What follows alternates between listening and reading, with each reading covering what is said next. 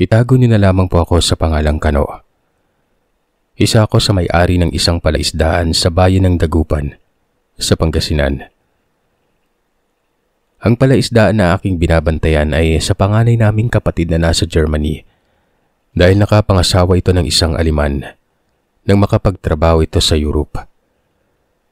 Dahil sa sipag at galing nila sa pagpapalakad ng pera, ay nagkaroon sila ng iba't ibang mga negosyo dito sa Pilipinas. Isa na rito ang palaisdaan na aking binabantayan. Ang totoo, sa kapatid ko lang ito nakapangalan pero kami ng aking ibang kapatid ang nakikinabang sa kita ng palaisdaan na ito. Malaki ang sukat ng fish pen namin at dahil malaki ang aming fish pen ay marami kaming naikakargang mga fishlings dito. Kagaya ng bangus, tilapia. Meron din kami mga sugpo at alimango na kinukuha naman ng isang Chinese restaurant kada buwan. Pero ang mga maliliit na hindi nila nakukuha ay binabagsak naman namin sa pamilihan sa aming bayan. Malaki ang kita sa pag-iisda. Pero kailangan mo ng sipag at tiyaga dahil sa palaisdaan na ito ay nakapagtapos ang bunso at ilang mga kapatid ko. Pero hindi kagaya nila. Nakontento na lamang akong magpalakad ng negosyong ito dahil ito ang pinakagamay ko at dito ako magaling. Kung sa inaakala ng ibang tao na madaling magpalakad ng ganitong negosyo, nagkakamali kayo. Dahil sa may tamang mga panahon kung kailan mo sisimulang magpasibol ng mga isda. Mahirap na nga mga ganitong sitwasyon, lalong mas naging mahirap pa nung may nanalasang tawagin na lamang nating aswang sa lugar namin. Isa sa pinasok nun, yung mismong palaisdaan namin. Early 2000 ito nangyari. Kasama ko ang aming katiwala na si Mang Ponso at ilang mga tauhan nun. Nagtungo kami doon para maghango ng mga hipon at sugpo dahil kinabukasan ay kukuhain na ito ng Chinese restaurant. Habang naghahango kami ay masayang nagkikwentuhan ng aking mga tauhan tungkol sa kung ano-ano mga chismis sa aming lugar. Hanggang sa may kwento ng isang trabahador kong si Totong. Yung tungkol sa kwento ng isang aswang na umaaligid nga sa lugar namin noon.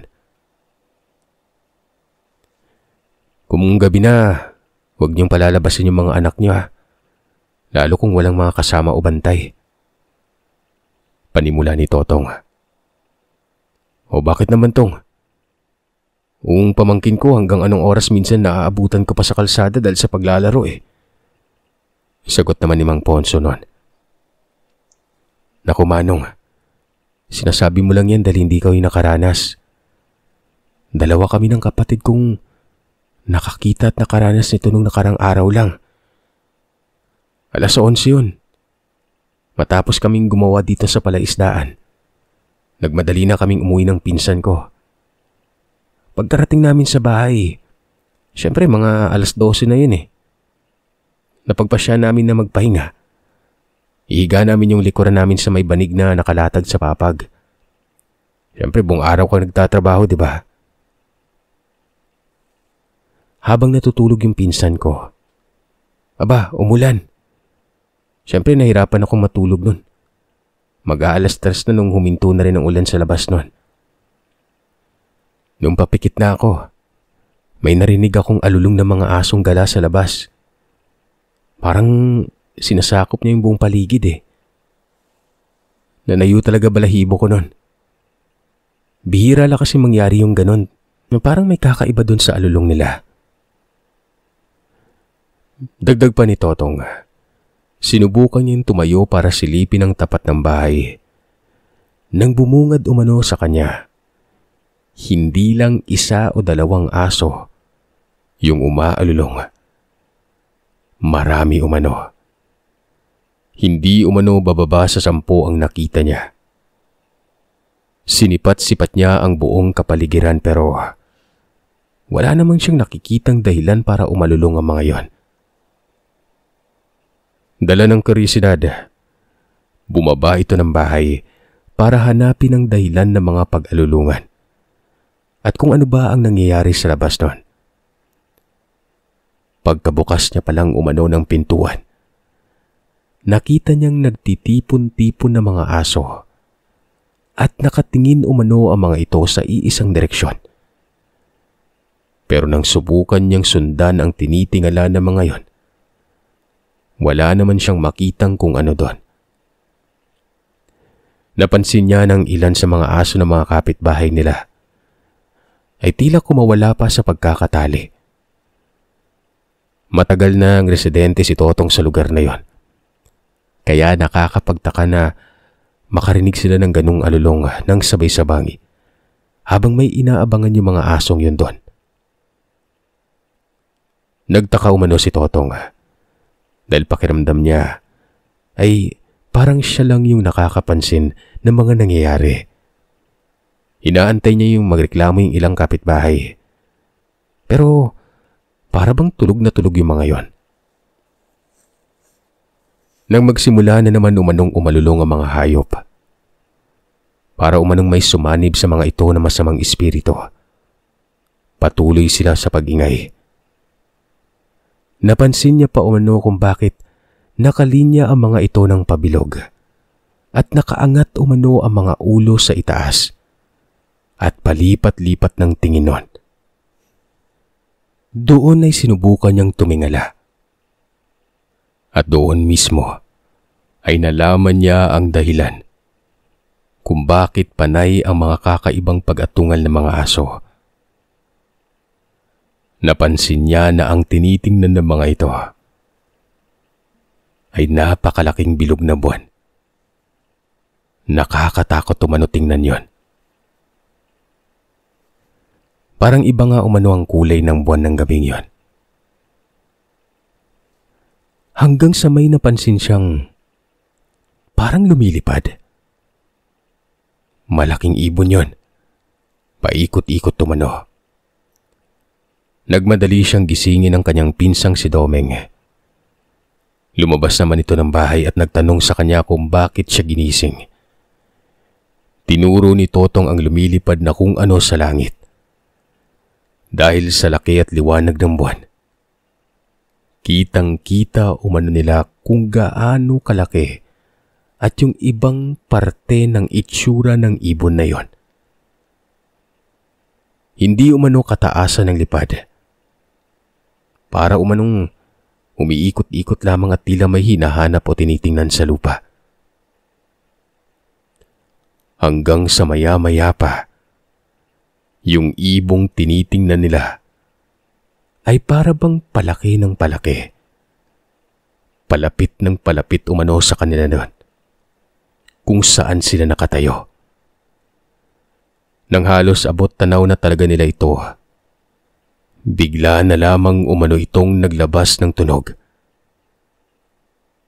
Wak-wak. Sa tunog pa lang, napagtanto nilang wak-wak yon. Lalo umanong nagsiiyakan ng mga asong kasama nila sa labas ng bahay. Kitang-kita din nila ni Domeng ang malapaniking pakpak na nilalang. Kasama nito ang mahahabang braso at bias nun. Tarantang-taranta umano silang dalawa. Nagtulakan sila papasok sa loob ng bahay dahil sa takot na nararamdaman nila. Nagtaasan naman ang mga balahibo nila at ang mga aso naman nagkanya-kanyang takbo habang ang ilan sa mga ito ay nagpupumilit na makapasok sa kani-kaninong mga bahay. Nang makapasok sila ni Domeng, tila ba giniginaw sila dahil sa walang humpay na panginginig ng katawan. Bigla umanong lumangit-ngit ang bubungan ng kwarto nila. Para bang may bumagsak o may yumuyog-yog nun. Nagturuan sila kung sino ang magsasarado ng bintana. Nang walang ano-ano ay biglang kumalabog ang bandang ulunan nila.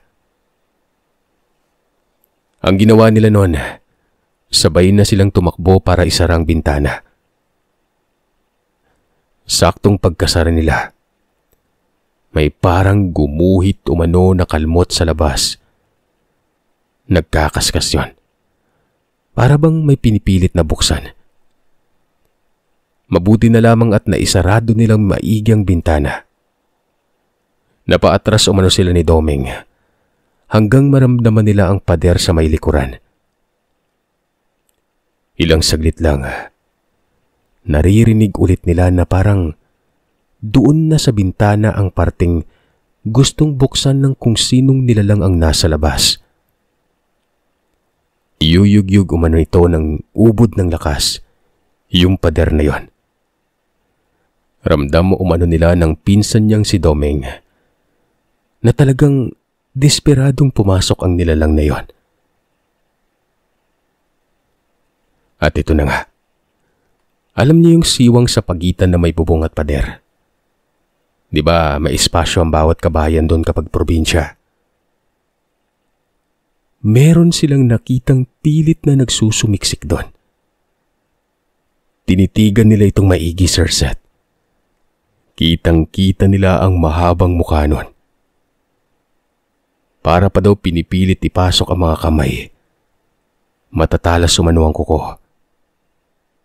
Kung sila ang tatanungin, ay maihahambing mo ang nilalang sa malaking paniki. Ayon pa kay Doming, parang lalaki umano ang wakwak dahil sa tindi ng amoy nito. Amoy pinaghalong baktol, putok at malansa ang katawan ng nilalang na pinagtaguan nila. Naipikit na lamang umano nila ang kanilang mga mata. Halos hindi sila makahinga ng maayos nun. Nakatitig daw sa kanila ang nilalang at pilit ipinapasok ang katawan, ang ulo at kamay sa may maliit na siwang. Umatungal pa ito. Naisip pa nga noon ni Totong na sana ay panaginip na lamang lahat. Na baka dala lamang ito kanina ng sobrang pagod sa pagtatrabaho maghapon. Dahan-dahan na sana silang kumakalma nang mawala ang imahe na yon doon sa may espasyo ng kanilang bubungan. Nang may marinig naman silang kumakaluskos sa may bandang pintuan. Marahas nitong kinakaluskos hanggang sa maging kalabog na ang pinto na yon. Tila ba gusto niyang gibain yon? Parang gustong pumasok. Agad naman silang lumipat ni Doming sa may pintuan. Sinigurado nilang hindi ito mabubuksan. Kitang-kita uman nila kung paanong gumalaw-galaw ang mismong pintuan na yon. Indikasyon na hindi normal na tao ang kayang may gawa nito. Tumakbo sila. Iniharang ang ilang mabibigat na gamit para pigilan ang pagtulak ng pinto mula sa labas. Hinawakan ni Doming ang doorknob. Siniguradong nakakandado ito para hindi makapasok ang nilalang sa labas. Buong lakas umano silang sumisigaw ng tulong sa mga katabing bahay nila para mabulabog ang kung sino mang tulog at matulungan sila nun. Kahit na ilang pabigat na ang hinarang nila doon sa may pintuan, ganun pa rin, umaalog talaga. Dasal sila ng dasal nun. Umaasa na sana ay may makarinig ng mga impit na iyak at pagsigaw nila nun.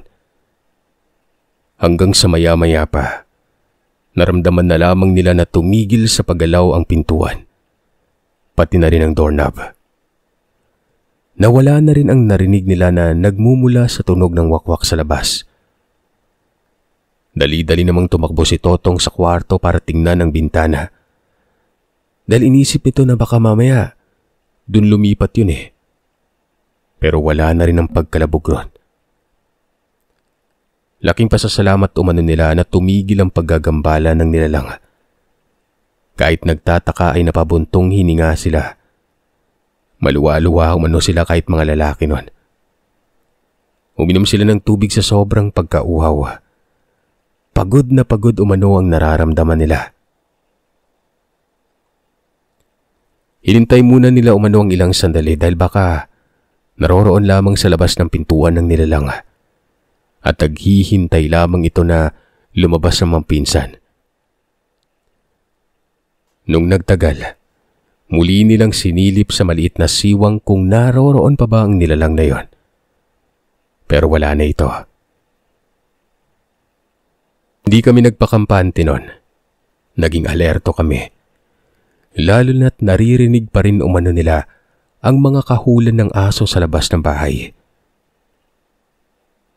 Dahil sa inilahad na yon ni Totong sa amin, kinilabutan kami kahit papano.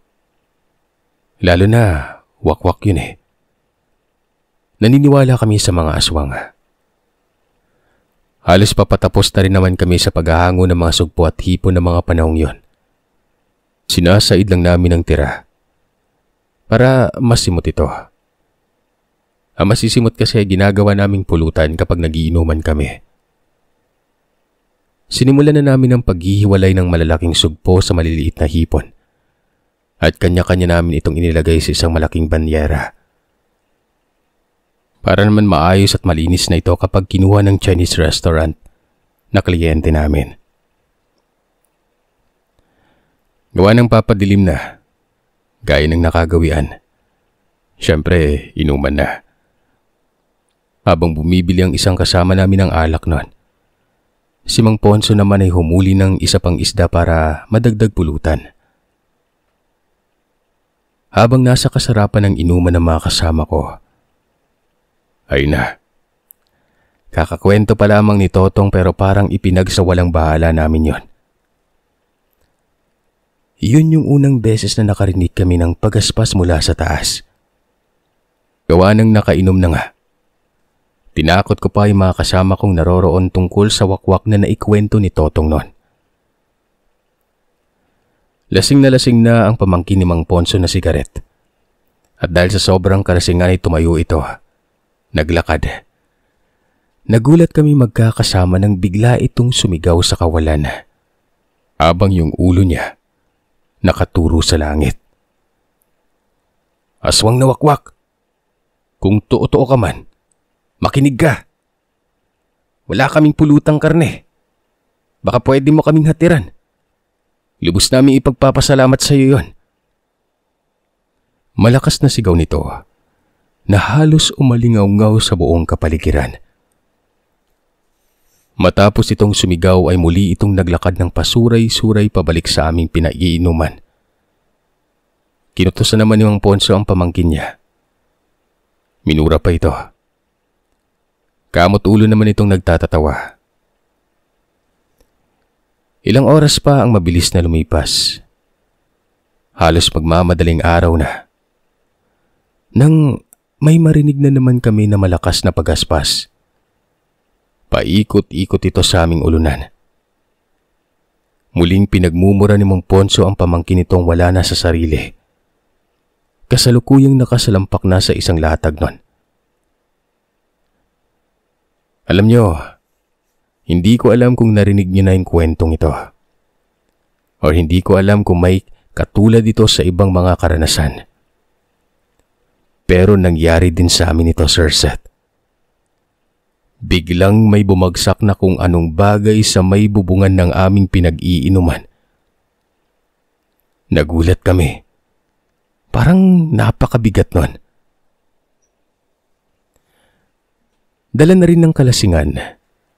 Yung isang kasama namin, bigla na lang kumuha ng hagdan na gawa sa kawayan. Isinandal ito doon sa may gilid ng haligi. Kasi parang kamalig lang yung iniinuman namin eh.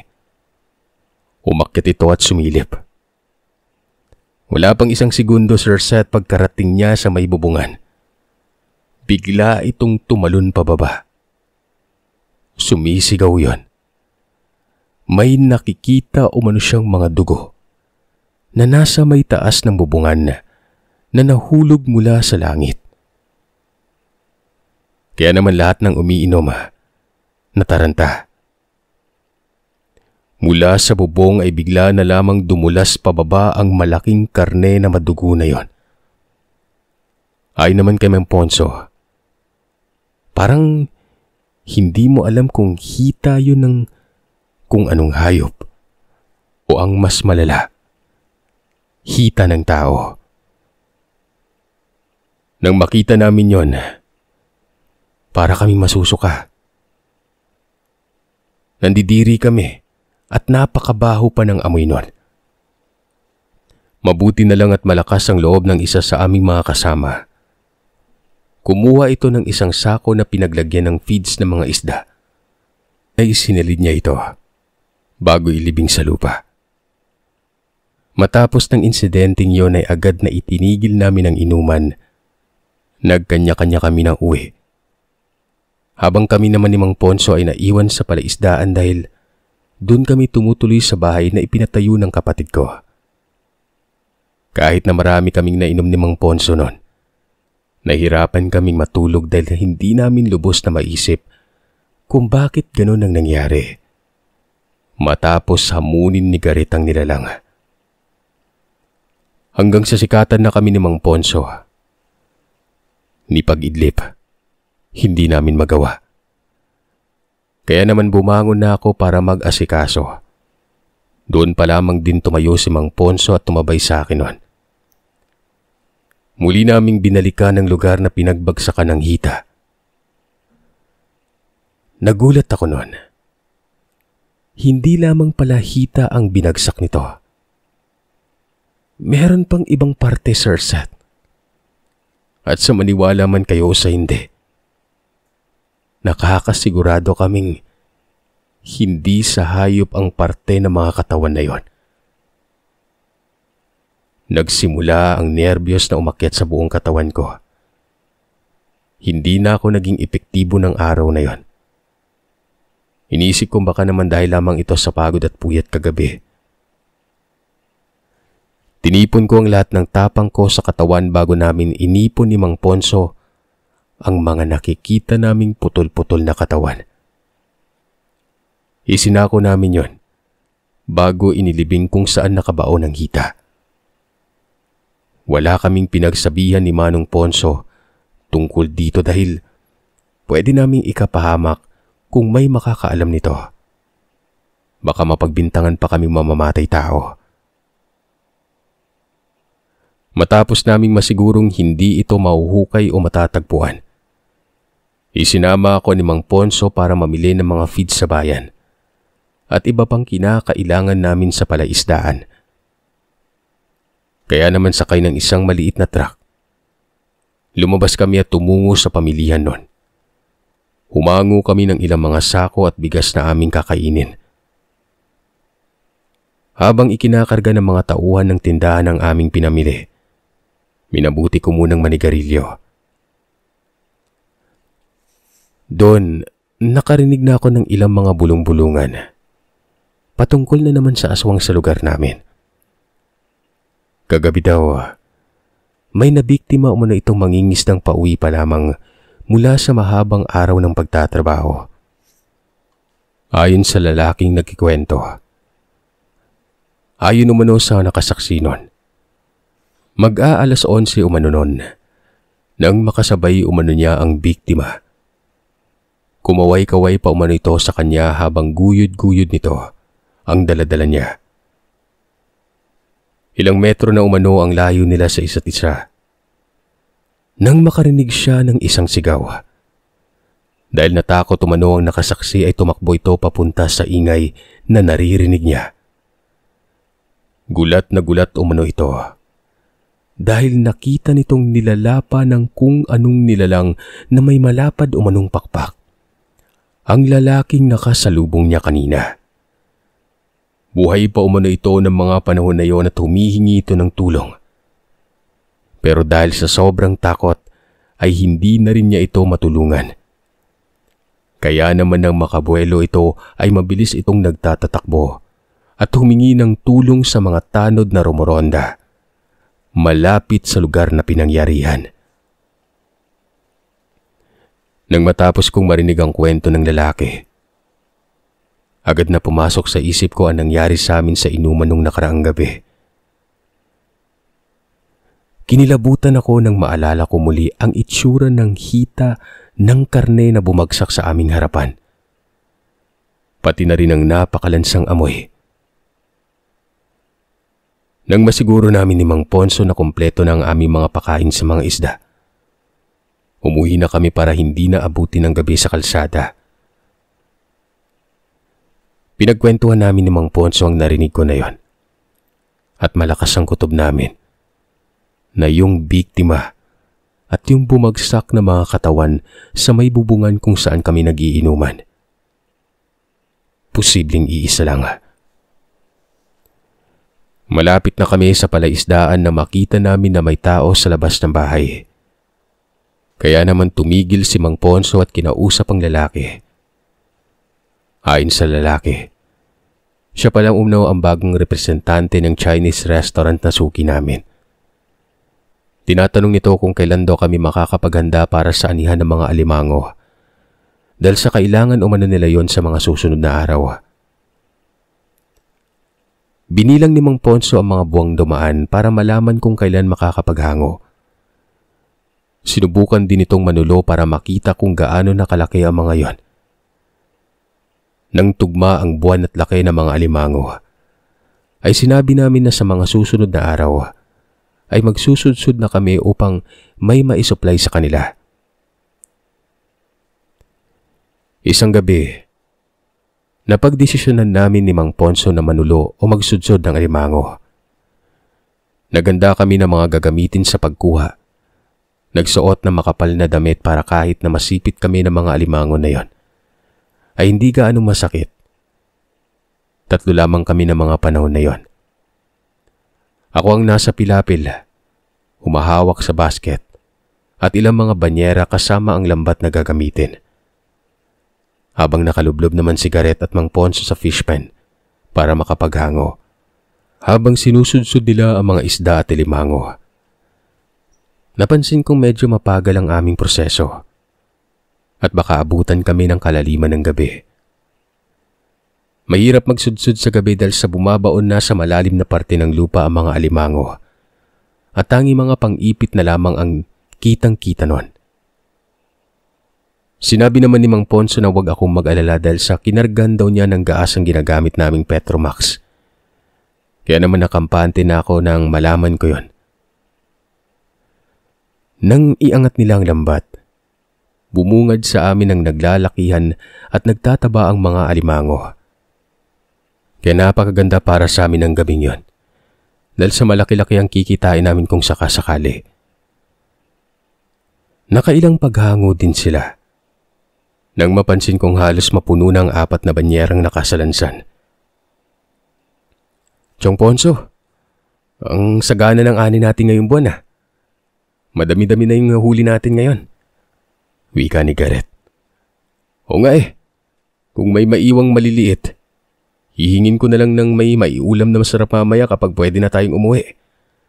Sambit naman ni Mang Ponso noon. Nong, maya-maya, dun yung hanguin. Pumunta pa dun sa puno baka nandun yung malalaki.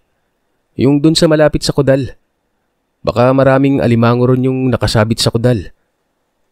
Pag-uutos ko sa magtiyo noon.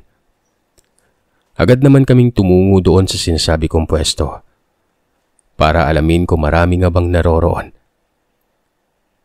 Nang magsimula ng kumapaka pa si Gareth at Mang Ponso, napansin nilang tila butas ang unahang parte ng kudal na nakalublob sa may tubig.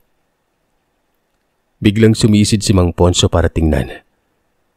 Nang umahon nito ay sinabi niyang tila nasira ang kudal sa ibaba at kailangan magawa ito dahil sa baka makatakas ang ibang alimango at ibang mga isda sa loob ng fishpan.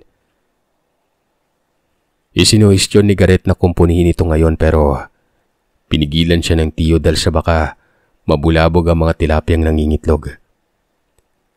Kaya naman umahon muna ang magtiyo at doon ay hinarangan muna nila ito ng temporaryong pangharang na para hindi na maghalo-halo ang mga isda at iba pang naroroon. Nang paahon na kami, may napansin kaming gumagalaw sa isa sa mga halaman na malapit sa puno.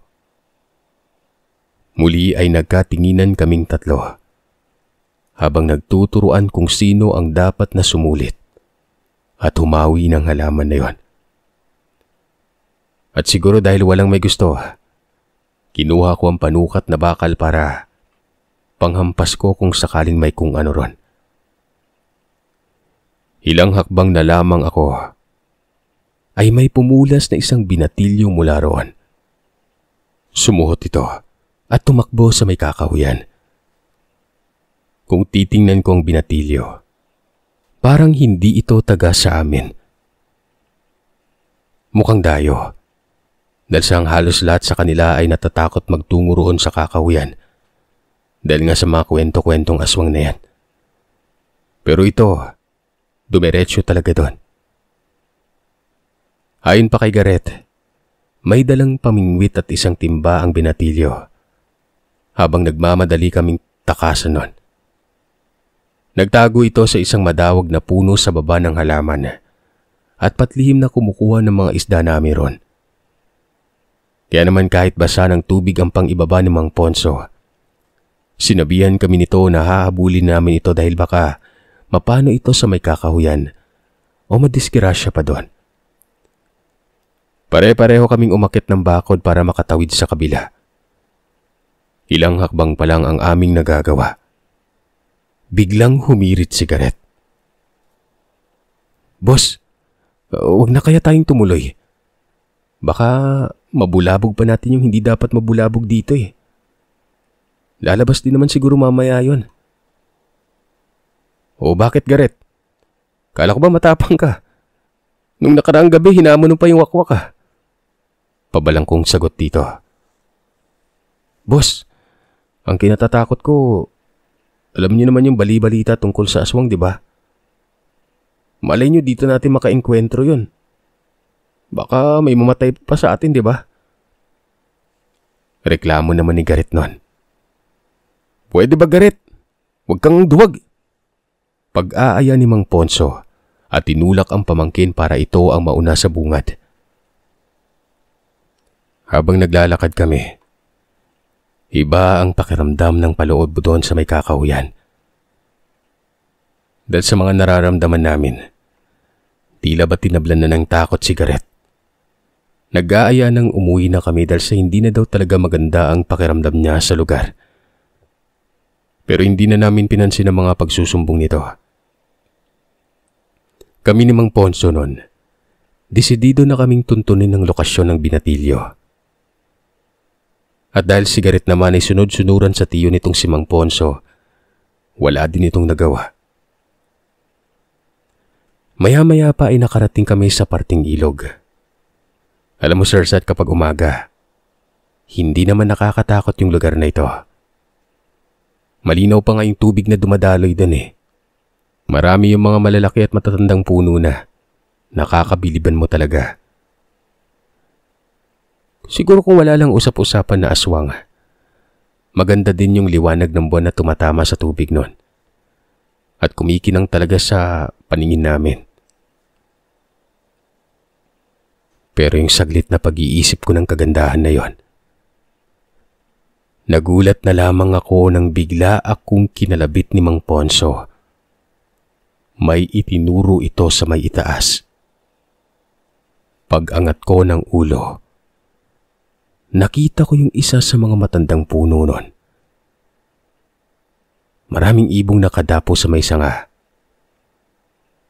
Hinilawan ni Mang Ponso ang puno para makita ang kabuuan nito. Habang iginagala namin ang aming mga paningin, dahil sa dami ng mga ibong naroroon, meron kaming napansing isang kakaibang ibon doon. Nakahiwalay ito, Sir Seth. Nasa malayong sanga. Sinubukan naming tutukan ng ilaw. Nang humarap ito sa amin, aba, nagliliwanag yung mga mata. Hindi pa nga namin naiisip kung anong klaseng ibon yon. Biglaan na lamang nitong tila iwinagwag ang pakpak at mga kamay niya. Kitang-kita ng dalawang mga mata ko na meron itong nilalantakan. May yakap-yakap ito, Sir Seth, na tila bang inangat-ngat nun. Mabagal na gumunguya ang nilalang habang nakatitig sa amin. Nang walang ano-ano, yung isa sa mga kamay ng nilalantakan niya lumaylay. Hindi pa sana namin iisipin kung anong klaseng kamay yon, kung anong hayop. Pero nung lumaylay yon, may nahulog na timba at pamingwit. Yung pamingwit at yung timba na yun yung sinasabi ni Gareth na dala-dala ng batang tumakbo galing sa fish pan namin. Bigla kaming nagsipagtakbuhan. Kung tama kami ng iniisip na tatlo kahit hindi nag-uusap nun. Hindi kaya yung binatilyo yung yakap-yakap ng malaking ibon na yon? Dahil sa likas na matapang si Mang Ponso, habang tumatakbo ay dumampot pa ito ng bato. Sinubukan nitong batuhin ang nakasampay na nilalang sa may sanga. Bigla na lamang itong lumipad. Doon ay mas binilisan pa namin ang pagtakbo. Nang makita namin ang ginagawa ni Mang Ponso na nagtatapon nito ng bato, nakidampot na rin kami. Tumulong na rin kami sa paghagis kahit bara-bara lang. Padapo-dapo ang nilalang na ito sa mga malalaking puno. Tila ba nagkukubli at ayaw rin matamaan ng kung anong tinatapon namin. Nang makita naming tila na hindi naghahabol ang nilalang na yon, gumapang kami ng marahan para balikan ang landas na kung saan kami nanggaling, palabas ng gubat. Ilang segundo lamang ang nakalipas, Sir Seth. Nakarinig na naman kami ng pagaspas sa may bandang itaas lamang namin. Sinabihan kami ni Mang Ponso na sumuhot o dumapa muna kami sa mga halaman ng bougainvillea. Yung medyo matinik na halaman. Sumunod kami sa kanya at doon nagtago nun. Naririnig pa rin namin ng malakas na pagaspas. Ultimong ang hangin ay nararamdaman namin noon pero tila ba hindi makababa ang nilalang. Paikot-ikot lamang ito sa may itaas namin. Parang nagbabantay.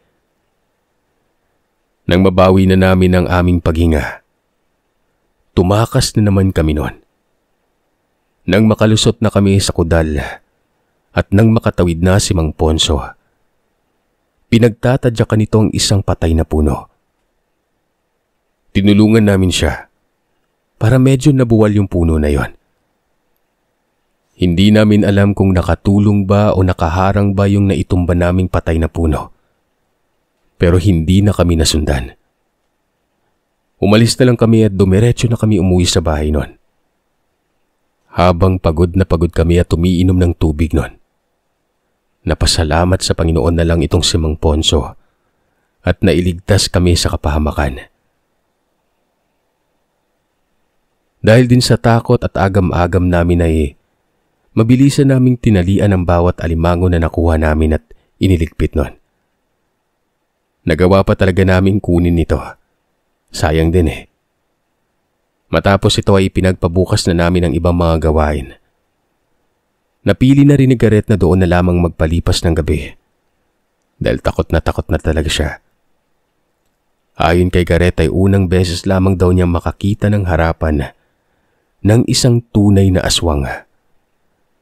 Na kung ako ang tatanungin, isa itong mabalahibo at maitim na nilalang.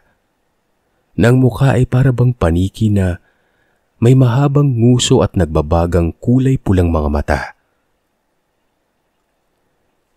Sumunod na araw, napagdesisyonan namin na ipalam ito sa punong barangay para kahit papano magkaroon ng malawakang paghahanap doon sa sinasabi naming binatilyong nakita naming nilalantakan ng nilalang. Dahil na rin sa tiwala sa amin ng punong barangay at hindi naman talaga kami nagsisinungaling. Tinungo ng mga ito kasama ng mga taong kalugar namin ng gubat kung saan kami nagkaroon ng karanasan sa wakwak na yon. Sa sukal ng gubat, nagawa pa rin nilang matagpuan ang luray-luray na katawan ng binatilyo. Nakasabit ito sa puno ng bulak, malapit sa may ilog nun. Muling nilibot ng mga tao ang kalapit na lugar ng ilog. Meron umano silang natagpuan na maliit na kubo doon. Nasa tagong parte na umano ng gubat ito. Wala na rin silang nabutang taong nakatira doon pero may mga mansya umano ng dugo doon. Presko pa ang ilan sa mga ito. Parang mga bago lang. Nang dahil sa nangyaring yon, muling nabuhay at napatotohanan ang kwento namin tungkol sa wakwak. Mula ng araw na yun ay pinag-iingat ang lahat sa pag-uwi ng gabi. Maging yung inaabot ng madaling araw sa mga inuman. Ganon din ang mga taga-nayon dahil sa pagtatrabaho. Lahat talaga kami nakikipag-koopera sa mga layunin ng punong barangay namin. Umabot din ng 1 buwan mula nang walang maitala na panibagong kaso o biktima ng sinasabing wakwak. Kaya naman nakampante ang halos lahat ng tao sa nayon at balik na naman ang karamihan sa kanila sa mga dating gawi. Isang araw, nagtungo si Luis na isa sa mga pinsan ko sa side ng aming nanay. Doon na siya dumiretso sa bahay sa palaisdaan. Nagtanong ito kung maaari ay pwede ba siyang mamasukan doon kahit na anong trabaho ang ipagawa ko rito. Kailangan kasi nito ng trabaho dahil sa magpapasukan na at hindi pa nakakapili ng mga damit para sa eskwelahan ang asawa nitong si Kule. Dahil na rin sa nagkaroon ng pananalasa ng wakwak sa palaisdaan, nagkaroon kami ng kulang na tao doon. Kaya naman wala akong pagdadalawang isip na tinanggap ito para makatuwang siya kasama si Gareth at si Mang Ponso. Sinabihan ko si Luis na maaari na siyang magsimula ng gabi ding yon o kahit bukas ng umaga dahil sa kailangan naman naming maghangon ng bangus na i-deliver sa malapit na palengke sa bayan. Walang paglagyan ng kasiyahan nito dahil sa pagkakataong ibinigay ko rito. Sinabihan ko din siya na pwede siyang tumira doon sa bahay para may makasama rin kami at kapag may mga kailangang gawin ay hindi na kami mahihirapang hagilapin ito. Kinagabihan ay nagsimula na si Luis. Habang nagpapahinga na kaming lahat sa bahay doon sa may palaisdaan, nakahiga kami sa mga kama. Tulog na si Gareth at Mang Ponso noon. Kami naman ni Luis ay nakatingin lamang sa kisame ng bahay. Tawa kami ng tawa dahil sa mga kwentuhan namin. Matagal na kasi kaming hindi nakakapagkwentuhan noon. Napabalikwa si Mang Ponso gawa ng hindi daw siya makatulog. Kanina pa daw niya sinusubukang matulog pero hindi umano siya dinadatnan ng antok at hindi niya alam kung bakit. Pero pakiramdam niya parang sinusunog yung kanyang buong katawan. Kaya naman hindi na niya matiis ang kakaibang pakiramdam ay agad na naupo muna itong si Mang Ponso. Kumuha ito ng isang basong tubig. Inilagok niya ng mabilis yon. Doon, napansin ko na tila na tahimik si Luis Cersett. Titig na titig ito kay Mang Ponso. Paulit-ulit niya pang tinatanong na ganun daw ba talaga ang nararamdaman ng matanda. Nang umuo ang matanda ay bigla na lamang may binulong si Luis. Yung mga kataga, bukod sa pabulong, hindi namin maintindihan. Tapos ayun, sa hindi namin malamang dahilan ay biglang gumaan ang pakiramdam ni Mang Ponso. Nawala yung init na nararamdaman nito. Pero maya-maya pa, nakarinig kami ng lagapak sa may bubungan ng bahay. Kung kaya't pati yung natutulog na sigaret ay nagising na rin. Parang mabigat na bagay ang bumagsak sa itaas nun. Naging alerto kaming lahat. Para bang alam na namin ang sanhi ng ingay na yon. Nakaramdaman ng takot pero lalaki kami. Lumabas kaming apat para tingnan kung anong nilalang o kung sino ang may gawa nun. Nagpipilit pa si Garrett na baka ibon yon at paniki. Huwag na naman umano bigyan ng masyadong importansya. Pero wala, niyaya pa rin namin siyang lumabas nun. Nang makalabas ay nagpaikot-ikot pa kami sa lugar. Hawak ang mga Petromax dahil may mga parte talagang madilim doon na hindi abot ng liwanag na nagmumula sa poste ng ilaw. Pasipol-sipol pa at tila kampante si Luis noon.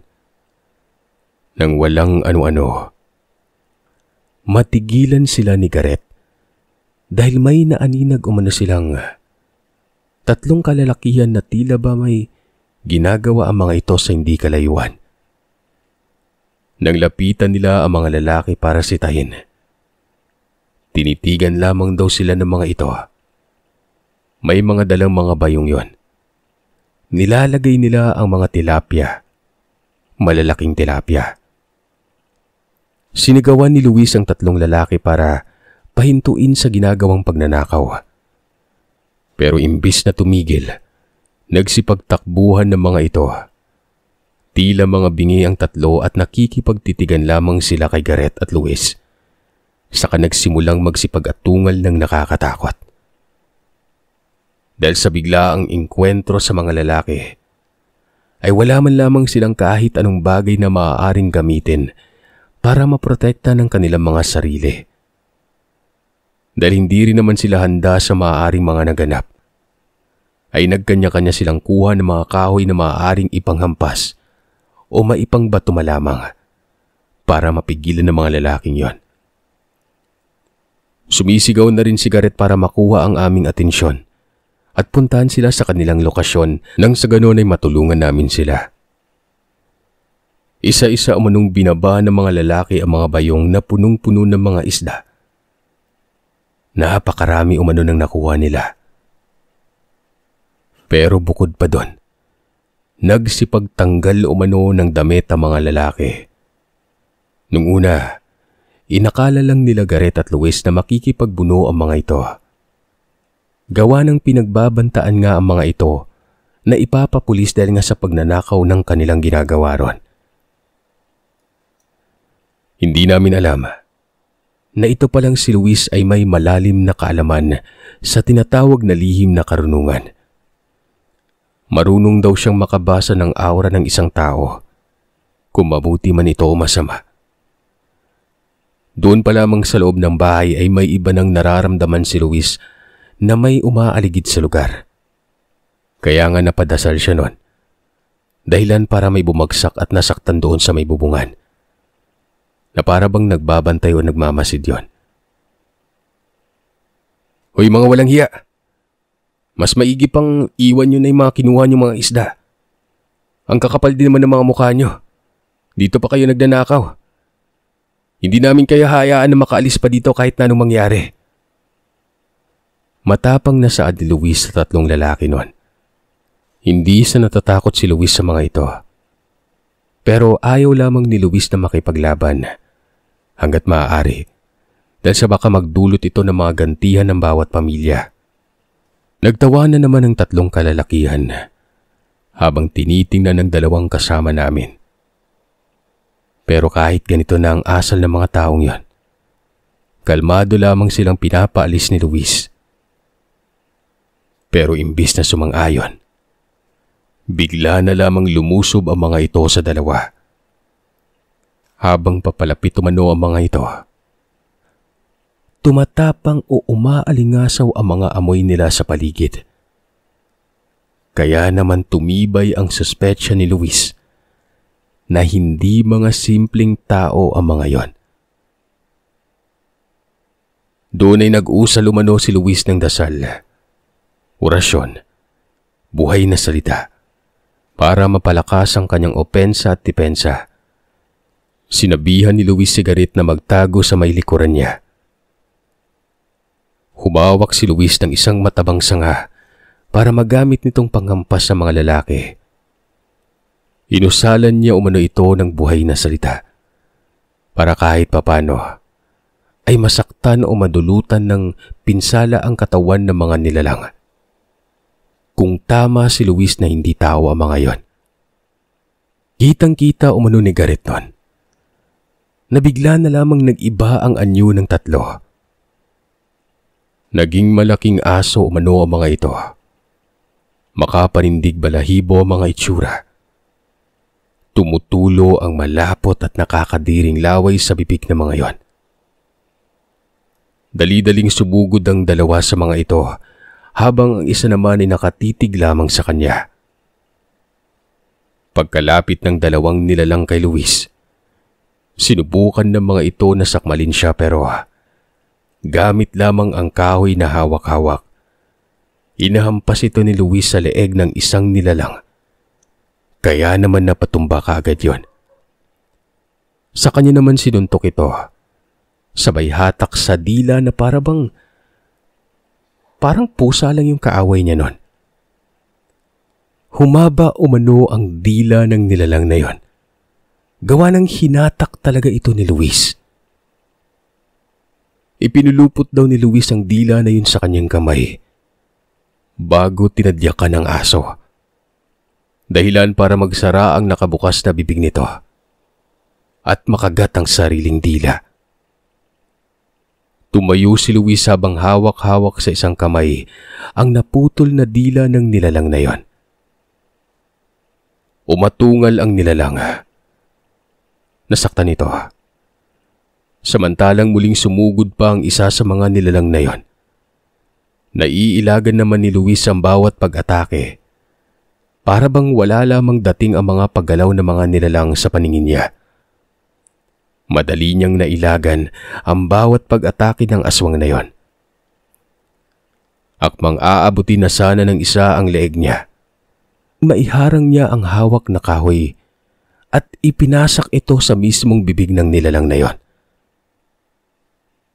Dinampot pa ni Luis ang isang nabaling sanga ng puno. Isinaksak niya yon sa isa sa mga mata ng aso. Nang tinamaan ito ay muling lumayo ito sa kanya. Pero hindi na niya binigyan ng pagkakataong makatakas yon. Inatake niya ito. Hinampas niya ang nilalang gamit ang hawak na kahoy. Nawalan ito ng malay. Samantala, ang dalawa pa, bigla na lamang naglaho sa paningin ni Luis noon. Hindi na rin niya maramdaman ang mga presensya ng mga ito. Indikasyon na malayo na ito sa lugar na yon.